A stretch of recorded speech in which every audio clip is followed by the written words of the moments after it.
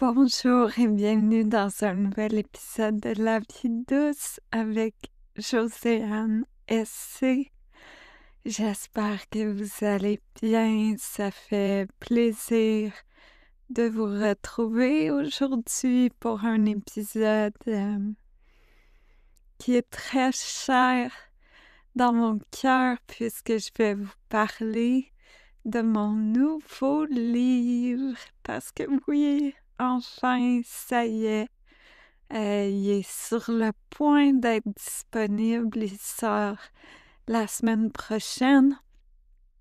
Et j'avais envie de vous parler un peu du processus d'écriture, vous partager des petites anecdotes sur ce livre-là. Et voilà, lançons-nous. Donc, mon nouveau livre, Briller dans le noir. Tout perdre ou presque pour enfin commencer à vivre. Euh, je vous ai dit le titre et le sous-titre. Le titre seul, c'est Briller dans le noir. Il va être disponible partout au Québec, partout où ils vendent des livres, le 28 mai. Et pour la France, l'Europe francophone, Suisse, Belgique, il faudra patienter un petit peu, mais ne vous inquiétez pas, il s'en vient chez vous aussi. Ce sera disponible partout où vous achetez vos livres dès le 18 septembre. Si vous êtes au Québec, sachez que j'organise un lancement en personne le 30 mai, c'est un vendredi, ça va être à Magog. Tous les détails sont sur ma page Facebook. C'est gratuit, ce sera l'occasion de faire dédicacer vos livres. Je vais aussi faire un petit discours. Il va y avoir une période de questions-réponses où vous pourrez me poser vos questions en direct. Ça va être vraiment le fun et si jamais vous avez à cœur d'être là, je vous invite vraiment à aller répondre à l'événement Facebook si c'est possible. Comme ça, ben, ça me donne une meilleure idée du nombre de personnes qu'il va avoir, puis ça va me permettre de savoir est-ce que je commande des livres pour que vous puissiez les acheter sur place et si oui, ben combien j'en commande à peu près. Pour les autres régions du Québec, il y en a qui me demandent est-ce que je vais me rendre dans d'autres régions. Je ferai pas de lancement dans d'autres régions. Par contre, ça va dépendre en fait des salons du livre. Où est-ce que je suis invitée, puis où est-ce que je vais pouvoir me rendre. Donc, c'est dans ce genre d'événement-là que vous pourrez potentiellement venir faire dédicacer vos livres.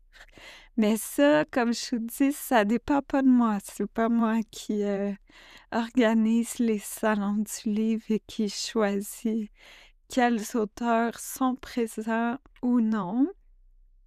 Et pour l'Europe, euh, ça aussi, ça dépend pas uniquement de moi. Il faut qu'il y ait un engouement, disons, pour que je vienne. Mais j'aimerais tellement pouvoir venir en septembre, quelques jours à Paris, pour faire justement un lancement en personne. Mais bon, on verra ce que l'avenir nous réserve. Ah, et j'ai tellement attendu ce moment. Si on recule à l'automne 2021, quand j'ai eu mon diagnostic, assez rapidement après, en fait, j'étais en discussion avec une maison d'édition à l'époque pour voir ce serait quoi mon prochain livre et suite au diagnostic, je leur ai dit: «Je sais pas ce que l'avenir me réserve. Je sais pas combien de temps il me reste et j'ai vraiment à cœur d'écrire une partie de mon histoire, d'écrire sur les apprentissages que je vis en ce moment». C'était vraiment pas clair au départ. La seule chose qui était claire, c'est qu'il fallait que j'écrive. Je me suis donc mise à écrire et ben là, il y a eu tellement de chamboulements. J'habitais au Costa Rica, je suis allée en France. À travers ça aussi, ma mère était malade, finalement, était en fin de vie. J'ai été là pour les 3 derniers mois de sa vie. J'ai vécu le début de mon deuil qui était vraiment très intense. Donc, il y a eu quand même des périodes où j'ai pas pu écrire pendant parfois quelques mois. Et à chaque fois que je reprenais l'écriture, on dirait que j'étais ailleurs. Alors, je recommençais. J'effaçais beaucoup, beaucoup, beaucoup de choses. J'en ajoutais et je retravaillais tout comme si, au fur et à mesure de mes épreuves, le livre se précisait et se peaufinait. Une chose qui m'a vraiment touchée et apaisée, en fait, c'est que j'ai pu lire une version du livre à ma mère quand elle était encore là.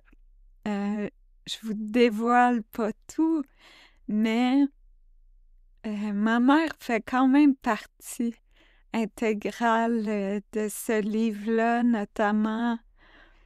On a eu une relation très compliquée pendant quelques années qui finalement s'est apaisée. Une relation qui a pu être harmonieuse et paisible et remplie d'amour dans les derniers mois de sa vie. Et ça, ben, j'en parle parce que sans avoir vécu une transformation intérieure, moi, j'y serais pas arrivée. Je pense pas que j'aurais pu lui pardonner puis faire la paix et être en paix. Et c'était tellement important pour moi que les parties où je parle d'elle, ben, qu'elle les entende, qu'elle puisse me donner sa bénédiction, son accord, et ça, j'ai pu le vivre. Certaines sections ont été retirées, mais tous les endroits où c'était vraiment important pour moi qu'elle me donne son accord, ben, elle les a entendus et elle m'a donné son accord. Elle était très touchée que je lui lise mon livre. Donc ça a été très précieux. Ensuite, ben, malheureusement, elle est décédée. J'ai pris encore là plusieurs mois de pause pour vivre mon deuil et je suis déménagée aussi au Québec. Je suis revenue au Québec, donc le temps de m'installer, que Clara retourne à l'école, je me suis remise dans la rédaction. Et encore là, il y a des choses, des sections qui ont disparu, des enseignements qui sont complètement disparus. J'en ai ajouté beaucoup et finalement, ça commençait à devenir compliqué d'écrire. La maladie s'était mise à progresser à un rythme alarmant. Et vers la fin de la rédaction, c'est-à-dire l'hiver 2024, je me suis retrouvée en fait à ne plus voir mon clavier suffisamment. J'ai un clavier, spécial pour malvoyants avec des très gros caractères. Et là, malgré ça, je voyais plus mon clavier. L'autre défi aussi, c'est que les tremblements évoluaient. Ah, je me rappelle avec grande nostalgie l'automne 2022. C'est là que j'avais écrit une grande partie de mon livre. Puis je me rappelle, j'écrivais encore, premièrement sur mon ordinateur portable avec un clavier, tout ce qu'il y a de plus normal. J'écrivais rapidement, je pouvais encore utiliser mes deux mains. Ah, wow!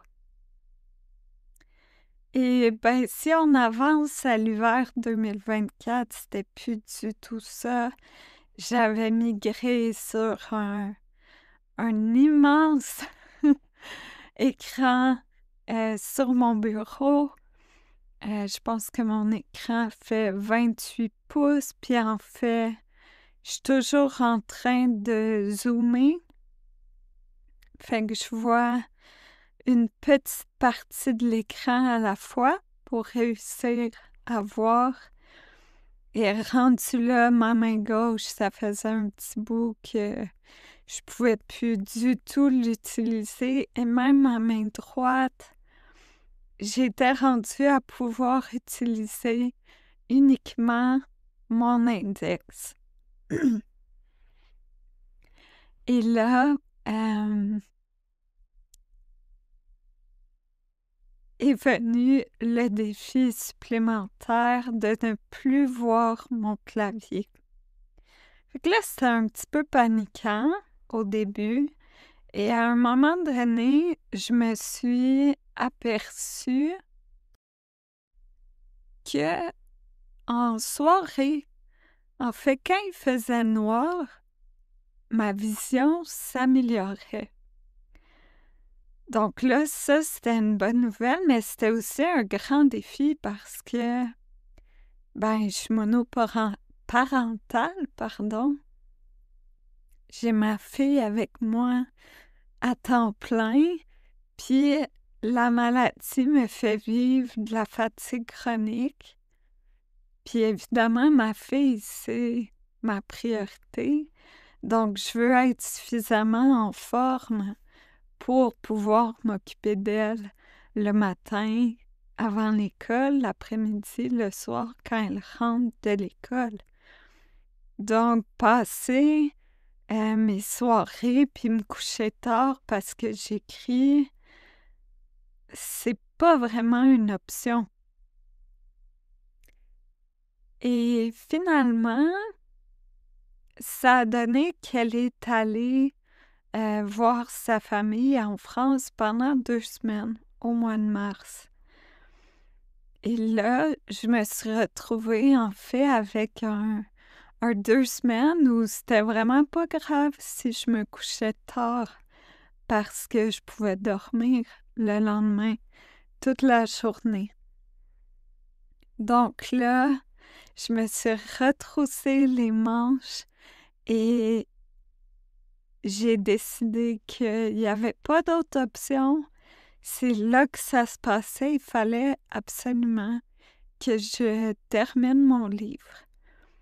Donc, tous les soirs, vers 20h30, je venais m'installer pour écrire et j'écrivais jusqu'aux petites heures du matin, dans le noir, uniquement éclairé par mon écran d'ordinateur, puis j'ai une petite lampe spéciale qui éclaire directement mon clavier. Et ben, j'y suis arrivée. Ouais. C'est là que j'ai pu réécrire, réviser tout ce que j'avais écrit jusqu'à maintenant. Encore là, il y a beaucoup de choses qui sont parties et il y en a beaucoup qui sont venues s'ajouter. Puis c'est vraiment à ce moment-là que mon livre a pris sa forme presque finale, sa forme qui est vraiment ce que j'imaginais sans le savoir, mais qui est un livre doux, touchant, percutant, je crois, par moments.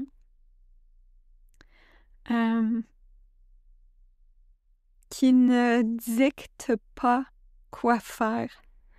Ça, c'est important pour moi. Je voulais surtout pas faire un livre de développement personnel avec une formule à suivre. J'ai appris dans les dernières années que les formules, en fait, ça marche pas. C'est du vent. Parce que nous sommes tous et toutes uniques. Donc, c'est impossible qu'une formule fonctionne et s'applique à tout le monde. C'est pas pour rien que parfois on entend des témoignages de gens qui ont suivi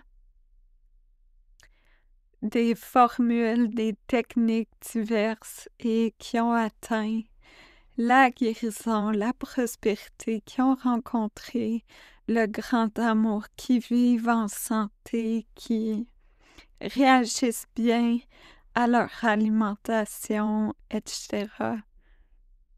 Mais qu'on entend aussi l'inverse, que d'autres personnes ont suivi exactement le même protocole et n'ont obtenu absolument aucun succès.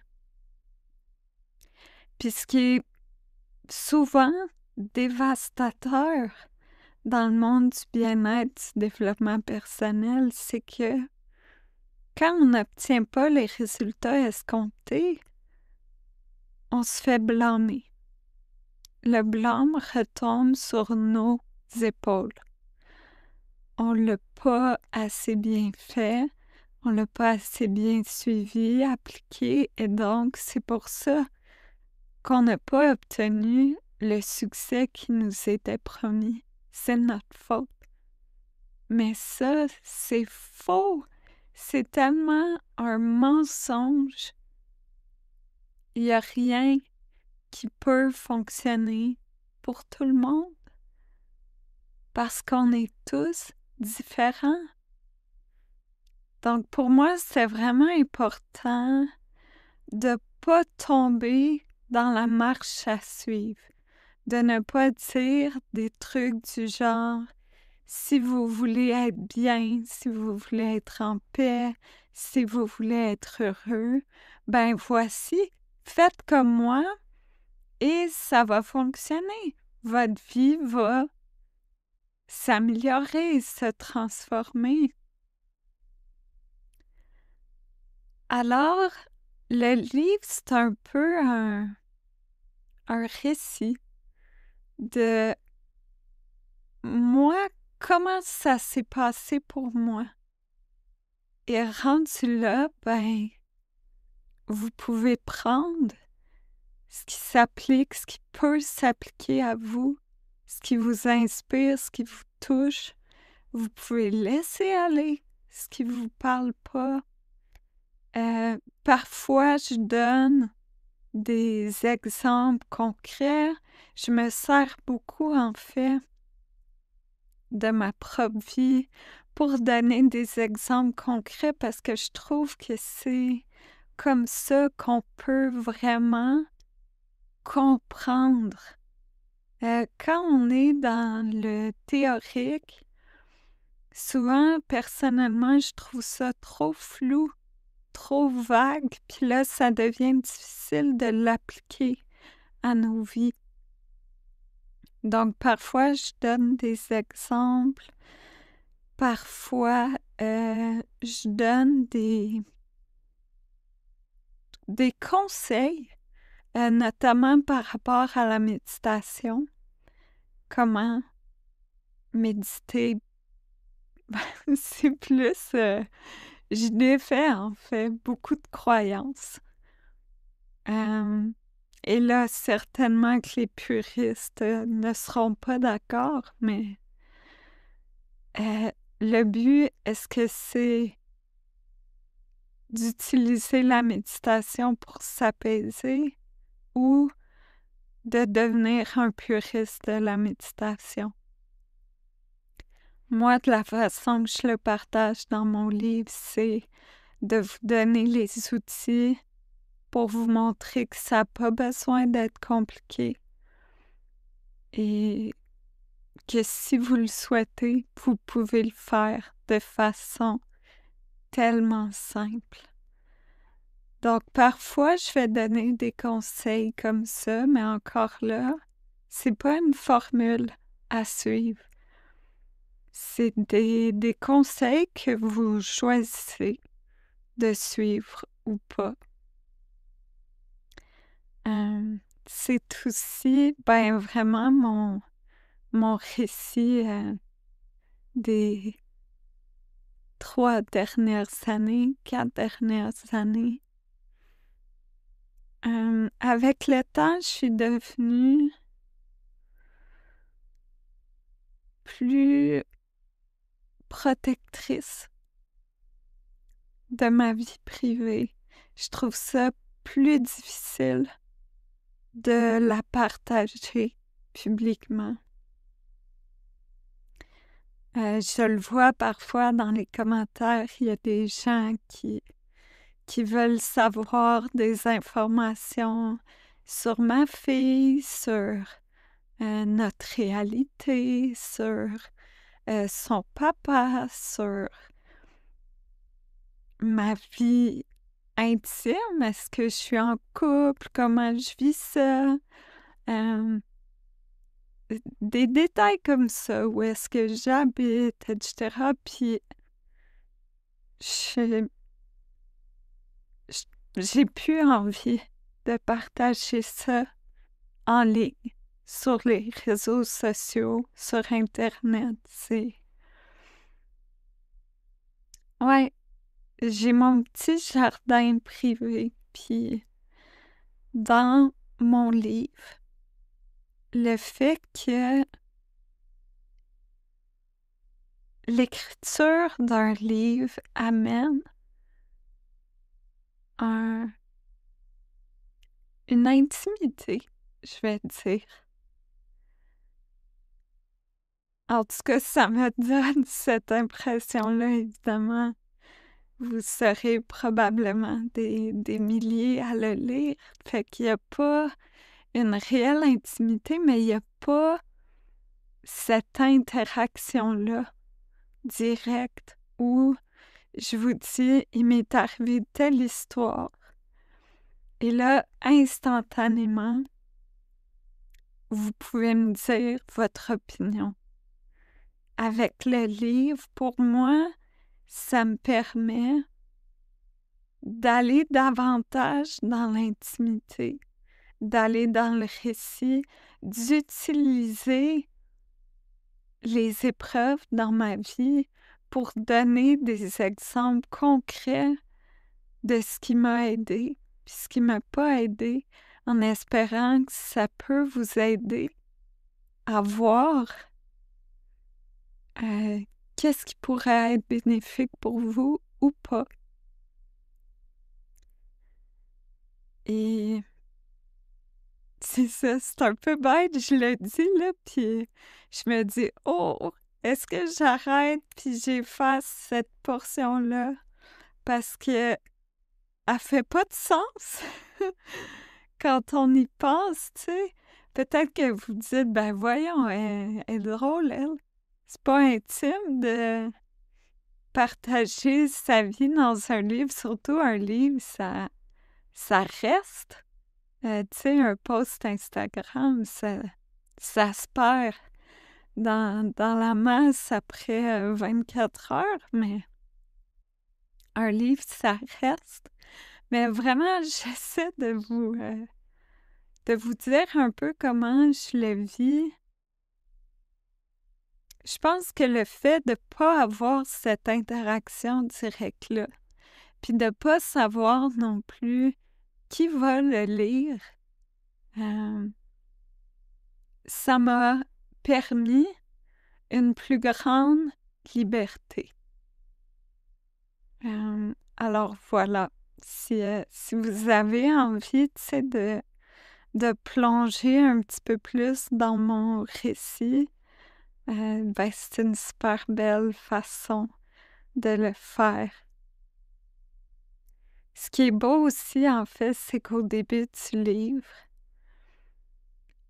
je commence 1 an avant le diagnostic à peu près. Et cette année-là, pré-diagnostic, a été vraiment difficile. J'étais tellement stressée, anxieuse, frustrée, déprimée. Je sentais que j'avais le poids du monde sur mes épaules. J'étais malheureuse. Ouais. Puis ensuite, il y a eu le diagnostic. Je dirais presque la première année a été quand même un pas pire défi. Les premiers 6 mois, du moins, euh, où j'ai vécu encore là beaucoup de colère, euh, beaucoup de détresse, vraiment une grande détresse. Puis là, ça commence comme ça, puis au fil du livre, vous savez, les épreuves s'accumulent, les deuils s'accumulent, les handicaps sont de pire en pire. Il y en a des nouveaux qui apparaissent. Tu sais, quand j'y repense, j'ai commencé ce livre-là, puis je marchais, j'avais seulement une canne. Je pouvais marcher assez longtemps, j'étais libre, j'étais autonome, je voyais encore suffisamment pour tout faire. Je conduisais encore, je lisais encore, je pouvais écrire dans mes journaux. Ah, je repense à cette période-là où je vivais tellement de détresse, puis en même temps, c'est normal parce que un diagnostic comme ça chamboule l'existence. Mais j'y repense, puis je me dis, ah, mais qu'est-ce que j'avais à me plaindre à ce moment-là, tu sais? Ah, je serais tellement reconnaissante aujourd'hui de pouvoir faire tout ça, puis d'utiliser une simple canne. Wow! Tu sais, aujourd'hui, c'est un rêve de revenir à ça. Mais bref, tout ça pour dire que au début du livre, voilà, c'est mon existence est plutôt lourde, puis je vivais beaucoup de stress, beaucoup de détresse.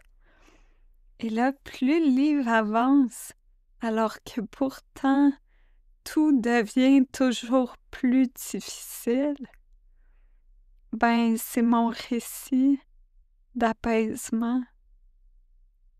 C'est ce qui prend de plus en plus de place, c'est la paix intérieure, la gratitude, la présence, la patience, la douceur.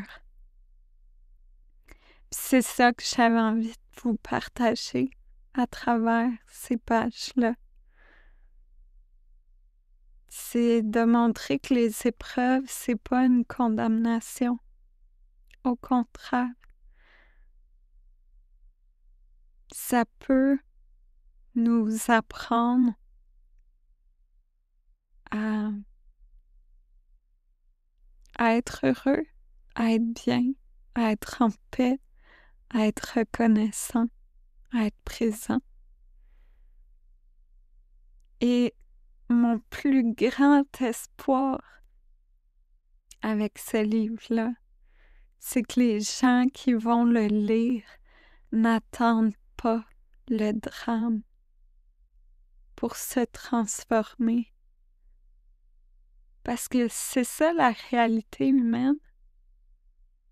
Souvent, beaucoup trop souvent, on attend le drame, on attend la maladie grave, la perte d'un proche, on attend un accident, quelque chose qui vient complètement chambouler notre existence pour là, enfin, avoir les prises de conscience que, oh, peut-être qu'on est un petit peu trop stressé, peut-être qu'on est un petit peu trop sur nos écrans, peut-être qu'on n'est pas vraiment assez présent dans notre vie, peut-être que le travail prend trop de place, peut-être que nos relations sont au second plan,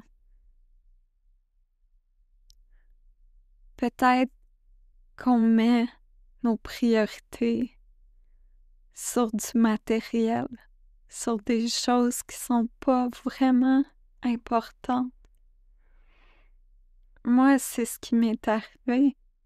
C'est ce diagnostic grave-là qui m'a finalement, réellement, profondément fait faire des changements durables dans ma vie.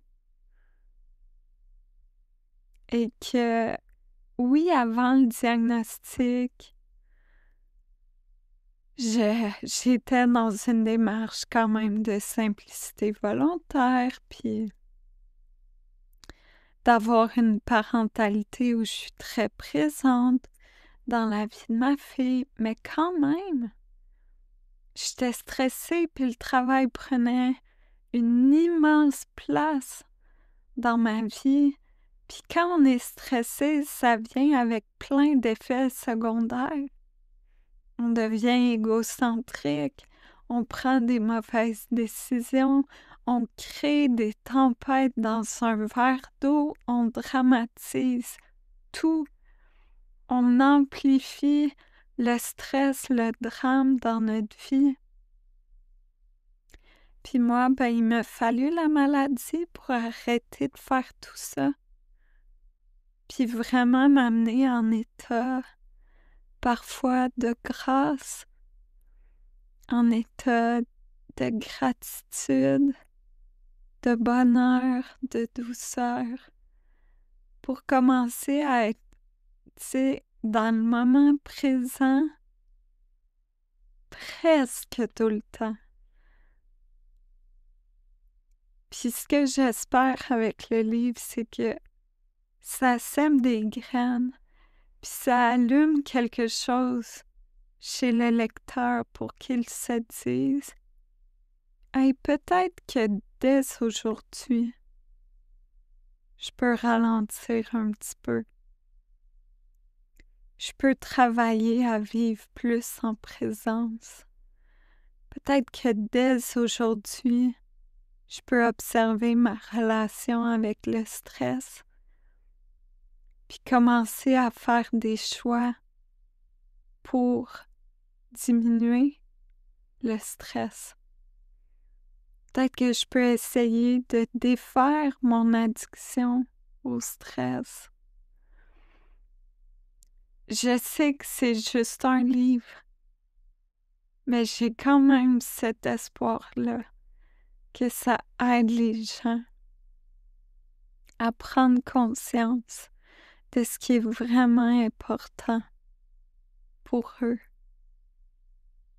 Puis qu'un jour, on espère dans très longtemps, quand ils vont être sur leur lit de mort, qu'ils soient pas criblés de regrets. Parce que c'est triste avoir plein de regrets quand on arrive en fin de vie. C'est déchirant.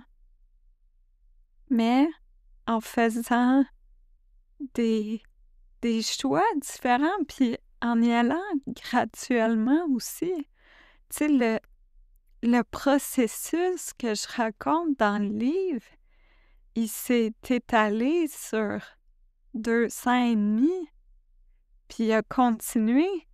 Quand j'ai terminé d'écrire le livre, il s'est poursuivi, puis il se poursuit encore aujourd'hui. Fait qu'il y a aussi je voulais déconstruire cette espèce d'addiction à l'instantanéité. Je voulais éloigner les gens de la quête d'une formule magique, d'une solution magique. Lisez ce livre et votre vie sera transformée. Non, non, non. Lisez ce livre, entamez un processus de réflexion et à votre rythme, commencez à transformer votre intérieur, à transformer qui vous êtes. Et tranquillement, votre vie va changer. Puis quand on dit votre vie va changer, vos circonstances extérieures vont probablement rester à peu près les mêmes. Tu sais, je veux dire, moi, je suis encore malade, je suis encore handicapée, je suis encore monoparentale. Mais ce qui a changé, c'est ma relation avec tout ça. C'est-à-dire qu'aujourd'hui, je suis capable d'être en paix avec tout ça. Je suis capable d'être heureuse, vraiment heureuse, malgré tout ça. Donc, j'ai pas suivi une formule magique pour être guérie, pour rencontrer l'amour de ma vie, puis pour vivre dans l'abondance financière. Mais j'ai vécu et continue de vivre un processus de transformation de qui je suis qui fait qu'aujourd'hui, malgré les épreuves, les difficultés, je suis capable d'avoir des belles journées, puis d'être émue, d'en pleurer tellement je trouve que la vie est belle, d'avoir de la gratitude pour ce que j'ai, qui, pour beaucoup de personnes, est probablement très peu, tu sais. Alors c'est ça que je vous partage dans Briller dans le noir. Et j'espère tellement que vous allez vous le procurer, que vous allez lire et que si ça vous touche comme je l'espère, ben vous allez en parler autour de vous. Vous allez le recommander, le prêter, contribuer à son rayonnement. C'est un livre dont je suis tellement fière. Mais c'est pas juste... Non, en fait, c'est pas ça qui est important. C'est un livre qui a le potentiel de toucher le cœur des gens et de les aider à faire de grands changements dans leur vie. C'est un livre qui a le potentiel d'aider les gens à décrocher du stress, d'aider les gens à diminuer les regrets dans leur vie, d'aider les gens à être présents dans leur quotidien, dans leurs relations, leur couple, leur parentalité. C'est un livre important. Puis c'est pour ça que j'espère qu'il va rayonner.